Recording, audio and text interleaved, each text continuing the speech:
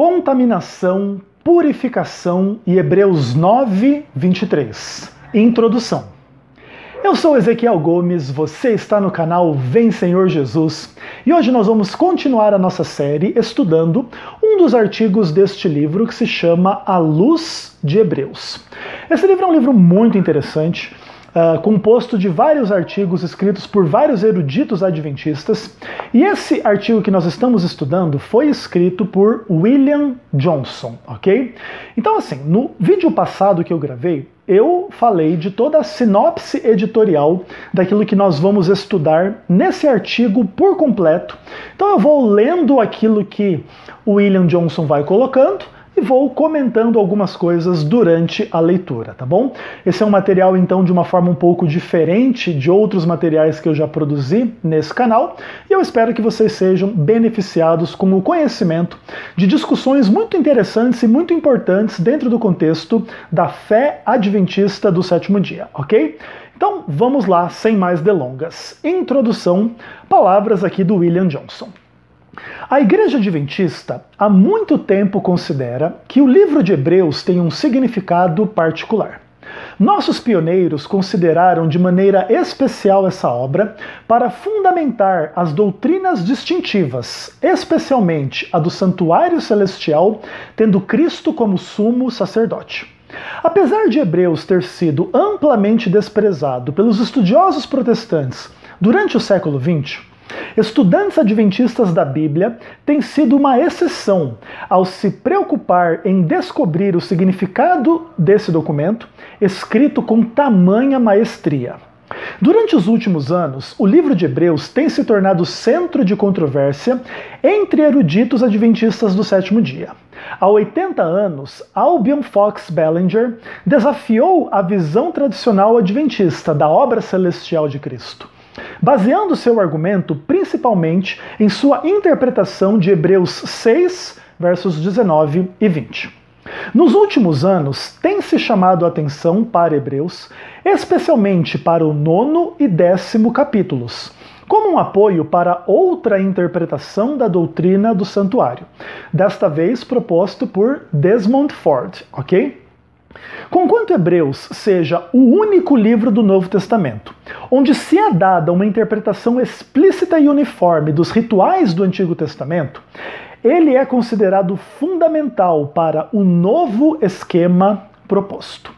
Então, nesses dois primeiros parágrafos, o Dr. Johnson, ele diz o seguinte, que, obviamente, Hebreus é extremamente importante para a fé adventista do sétimo dia, em função de trazer conceitos que inclusive marcam não somente a nossa fé de uma forma geral ou compartilhada com a maioria dos cristãos, mas inclusive no ponto de trabalhar noções que têm que ver com as nossas próprias doutrinas distintivas, ok? Então isso é basicamente muito interessante, e ele coloca essas doutrinas distintivas como tendo um foco na doutrina do santuário celestial, onde Cristo é o sumo sacerdote.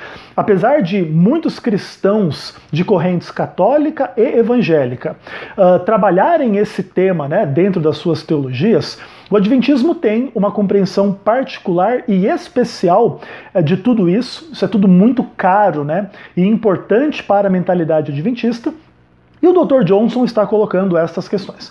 Então ele diz assim, que no século XX houve um grande desprezo pela carta aos Hebreus da parte da erudição evangélica de uma forma geral, mas que os adventistas sempre têm mantido aí o seu interesse nas questões relativas a esta carta, que foi escrita com uma extrema maestria e tal. E eu concordo assim no ponto de que Hebreus para mim é uma das cartas mais interessantes de todo o Novo Testamento, de toda a palavra de Deus, sem rebaixar os outros documentos bíblicos, mas Hebreus está certamente entre aí os top 5 dos livros prediletos da Bíblia da minha pessoa, né? Então acho muito legal. E aí o Johnson ele coloca que existem algumas questões polêmicas, né, entre alguns adventistas do sétimo dia, a partir de visões que vão ser uma dissidência da visão tradicional, que é a visão adventista. Então, já surgiu dentro do contexto adventista vários desafios em relação à nossa compreensão tradicional, e ali o Dr. Johnson coloca em especial dois deles, do Albion Fox Ballinger e do Desmond Ford. Inclusive, esses dias alguém me pediu para fazer uma série um pouco mais extensa sobre a própria teologia do Desmond Ford, que é uma coisa que realmente a gente não tem muito material em português. Existe muita coisa sobre isso em inglês, mas em português é verdade que falta, e aí já anotei a dica, em algum momento eu vou falar um pouco mais sobre a crise desencadeada no contexto da fé adventista em relação aí às posições do teólogo Desmond Ford, ok? Então, ok, aqui está colocado aí as minhas considerações dos 2 primeiros parágrafos. Então vamos continuar a leitura. Penso que seja razoável dizer que Hebreus foi mais mal interpretado do que entendido durante o século XX.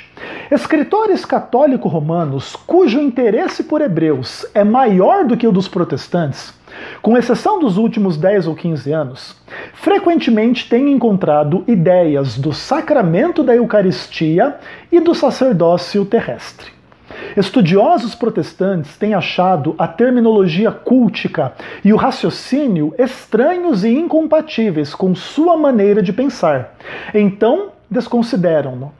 E muitas vezes estudiosos adventistas têm se preocupado com questões apologéticas ou polêmicas, compreendendo nuances significativas, mas falhando em buscar as linhas de argumentação mais amplas, a progressão desse magnificente tratado teológico.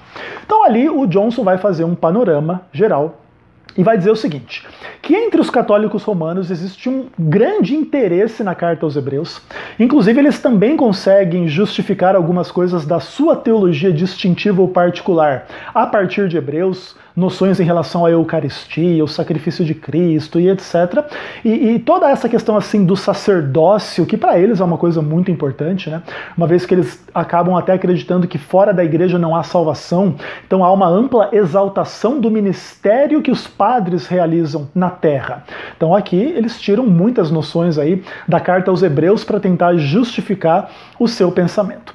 Aí o que acontece? O William Johnson ele deixa claro também que os evangélicos muitas vezes não se aprofundam em Hebreus porque acaba tratando de temas assim que não são aqueles mais distintivos, né, do protestantismo clássico, histórico, que se concentra muito mais em Paulo, por exemplo, naquelas cartas que são realmente paulinas ou explicitamente paulinas, e existe uma ampla polêmica a respeito da autoria de Hebreus, e seria uma carta escrita por Paulo, sim ou não, ou um sermão que Paulo pregou e alguém que era muito bom de grego anotou e fez. Existem várias polêmicas a esse respeito. O nosso foco não vai ser discutir essas questões aqui, mas o fato é que o Dr. Johnson deixa claro que, como o livro de Hebreus ele trabalha com uma noção assim bem veterotestamentária como fundamento, e o protestantismo se afastou bastante dessa noção de Antigo Testamento, pelo menos assim em muitos círculos e muitas questões, o interesse pela carta aos Hebreus também acabou sendo prejudicado um pouco por causa desse contexto. E aí ele vai falar também assim que entre os adventistas existe o interesse, mas geralmente é um interesse apologético ou polêmico que às vezes não leva em conta uma mensagem um pouco mais ampla, né, da carta como um todo, para poder aí colocar as suas questões e interpretações particulares, ok? Então assim, olha, depois desse tópico de introdução, eu vou ler ainda nesse vídeo mais 2 tópicos para você, sobre a argumentação central da carta e sobre como que vai funcionar o nosso estudo em 3 estágios diferentes. Então vamos lá. A argumentação central. A argumentação teológica de Hebreus centraliza-se no ritual, o sistema de adoração do santuário. E o ritual, conforme mostrado em Hebreus, gira em torno do problema da purificação e contaminação.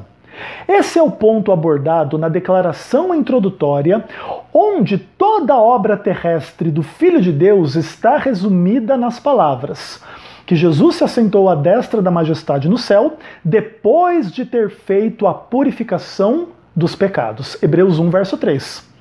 Este é o ponto para o qual o raciocínio retorna vez após vez, especialmente nos capítulos 9 e 10, onde a argumentação teológica alcança seu impacto final. Então, o nosso amigo William Johnson, ele está argumentando que, se você quer entender a carta aos Hebreus, você tem que entender do santuário que Deus instituiu lá no Antigo Testamento com Moisés. Ali tinha um ritual amplamente revelado por Deus em relação a sacrifícios e ordenanças e derramamento de sangue e etc. Então, assim, tudo ali girava em torno da ideia de que o pecado contaminava, o sangue contaminava a situação que deveria ser purificada. Aliás, o pecado, né, causava essa contaminação que deveria ser purificada mediante o sangue do Cordeiro derramado e tal. E isso tudo vai ser muito importante para a teologia do Novo Testamento. Jesus é aquele que derramou o seu sangue por nós e assim nos purifica dos nossos pecados. Ok? Isso já é apresentado logo na introdução da carta aos Hebreus. Jesus é aquele que fez a purificação dos pecados. Então você percebe que essa noção de contaminação pelo pecado e purificação pelo sangue de Cristo é uma coisa essencial na carta aos Hebreus e é essencial na teologia adventista, uma vez que a teologia adventista está construída sobre uma noção particular de purificação do santuário, que aí obviamente vai ter todas as implicações através do sangue de Cristo e etc.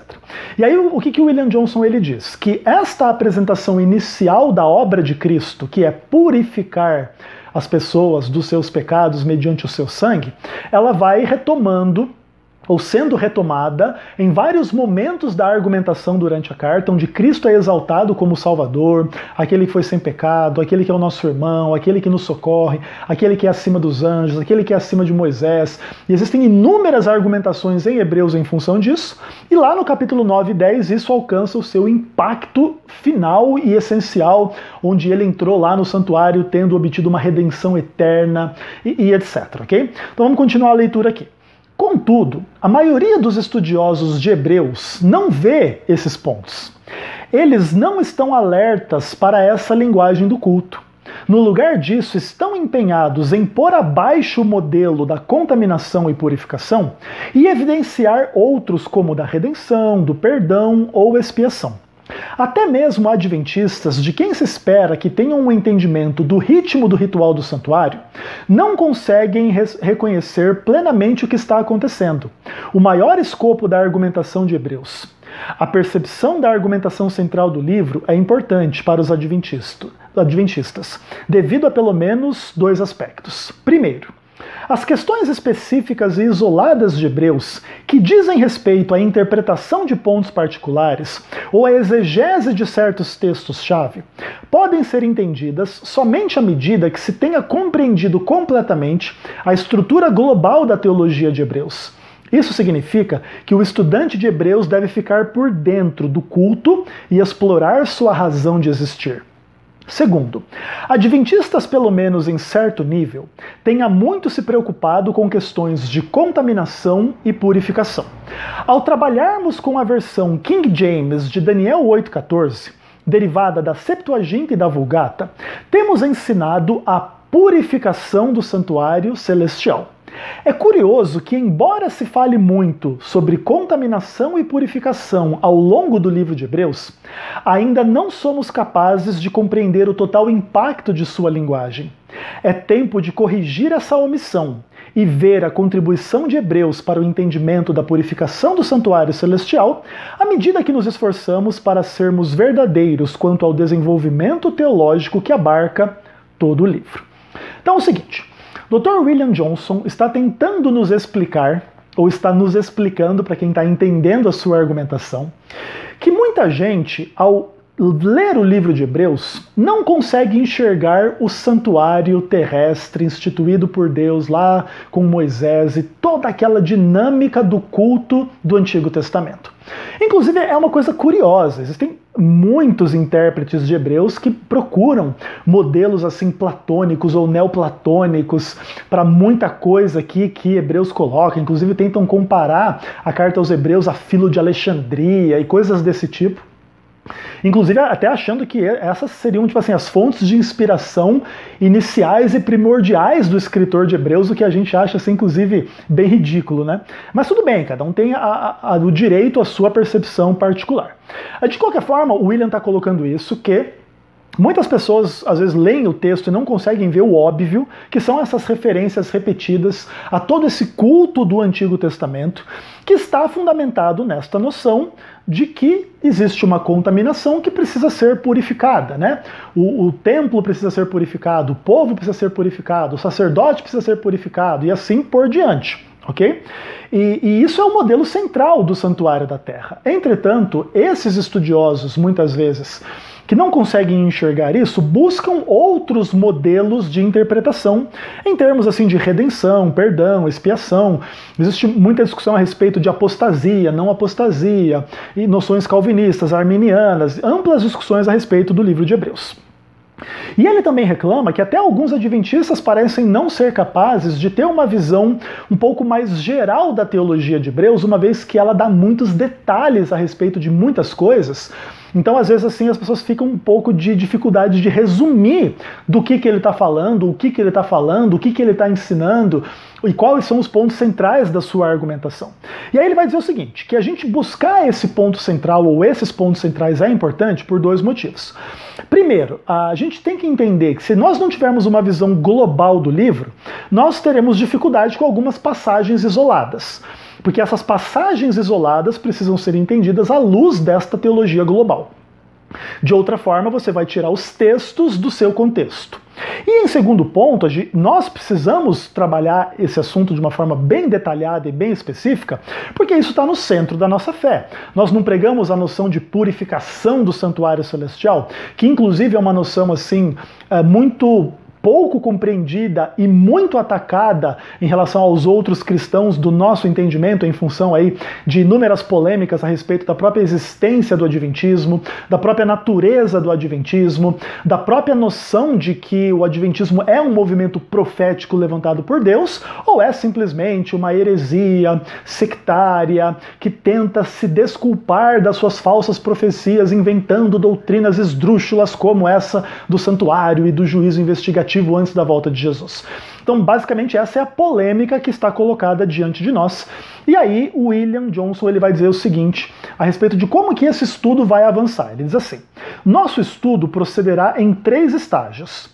O primeiro será descritivo. Iremos expor as informações textuais de Hebreus para demonstrar que o raciocínio, contaminação e purificação forma a matriz da argumentação cultural. A segunda fase será teológica. Refletiremos no significado da informação apresentada. Na parte final, indicaremos o direcionamento da discussão em Hebreus sobre as questões teológicas de interesse especial dos adventistas.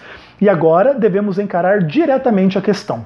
Hebreus leva-nos a concluir que o trabalho de Cristo de purificação foi completado na cruz, desmentindo assim o ensino adventista do 7º dia da purificação do santuário celestial, iniciado em 1844? Perceba que nesse artigo o William Johnson vai encarar de frente uma questão que é extremamente complexa, extremamente difícil e que está no cerne da própria existência adventista. E aí? Hebreus é uma teologia evangélica de que tudo está realizado na cruz e Jesus não realiza mais nada após a cruz em termos de expiação, em termos de redenção, em termos de purificação, em termos de perdão, em termos de salvação e etc. Inclusive dentro de um modelo bem calvinista, bem predestinacionista, se a gente poderia dizer assim. Tipo assim, ó, se Jesus morreu por você, tá tudo feito, você já está predestinado, você já foi escolhido, a expiação limitada, você com certeza vai ser salvo, você vai perseverar, não tem capacidade de apostasia e etc. Dentro desse paradigma calvinista, o adventismo naturalmente não faz nenhum sentido, até porque o adventismo é uma fé arminiana, ainda que muitos arminianos tenham as suas polêmicas contra o adventismo, sejam anti-adventistas, considerem o adventismo uma seita e etc. Mas o ponto é que a fé adventista é uma fé essencialmente arminiana. E aí a questão que ele vai enfrentar é a questão de fato, né? E aí, tudo está completado lá na cruz, segundo a teologia de Hebreus, e realmente não existe purificação do santuário nenhuma a partir de 1844, tal qual a Igreja Adventista do 7º dia ensina? Bom, essa é a pergunta que nós vamos começar a responder a partir do próximo vídeo.